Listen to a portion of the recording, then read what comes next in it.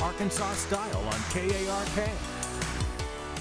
Welcome back to Arkansas Style. Now, I can say stem cell therapy uses special cells to help heal the body, but what does that really mean? Here to break it down and talk about whether it can help repair injury is UAMS cardiologist Dr. Wei. All right, tell me what stem cell therapy is, what it's used for, and if it's really effective.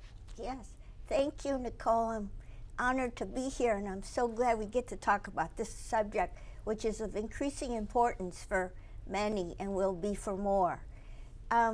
It reminds me of a cartoon where there are two snow people, a snowman and a snow woman. And snow woman looks up at the sky and it's snowing. And she says to the snowman, "Look, stem cells for us." So if you were a snowman, that's what you would feel, that those snowflakes would be stem cells for you. Because it'll help you to rebuild or grow or repair, say, if you could use it that way. So the bottom line of stem cells is they are, okay, depending on their original source, they could be pluripotent, which means they can turn into anything, okay, any type of cell, and differentiate, and you could transplant them somewhere, and they could grow into a full organ of that environment if that's what you destined to be. Now, those are usually embryonic stem cells, okay, and they come from the embryo during one of the early phases, very early. They're called blastocysts. Blastocysts are just like a bubble of cells with layer of cells on the inside. And any of those cells could potentially then mature and differentiate into whichever organ it's going to be messaged to be. Okay, now, can we also make other cells become stem cells? Yes. In 2006, a Nobel Prize was given to the scientist who found the certain genes that would program a cell to de-differentiate and then become able to differentiate into a different cell line. Okay, that's pretty good. Now, are they legal? Well, only clinical trials right now are permitted, and the reason, of course, is because, you know, everybody could go wild and there would be no way to control things if things did not go well.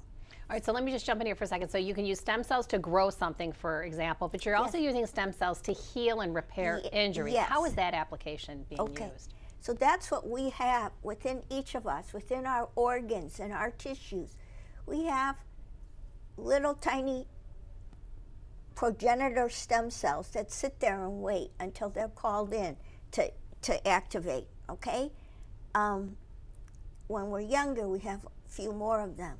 When we get older, we still have them, but there might not be as many. It might take a little bit more to activate them. Now, here's an interesting thing for all those of us who might have thought about undergoing liposuction. Okay, you know what I'm talking about. You get rid of the fat. Some of your stem cells are in your adipose tissue.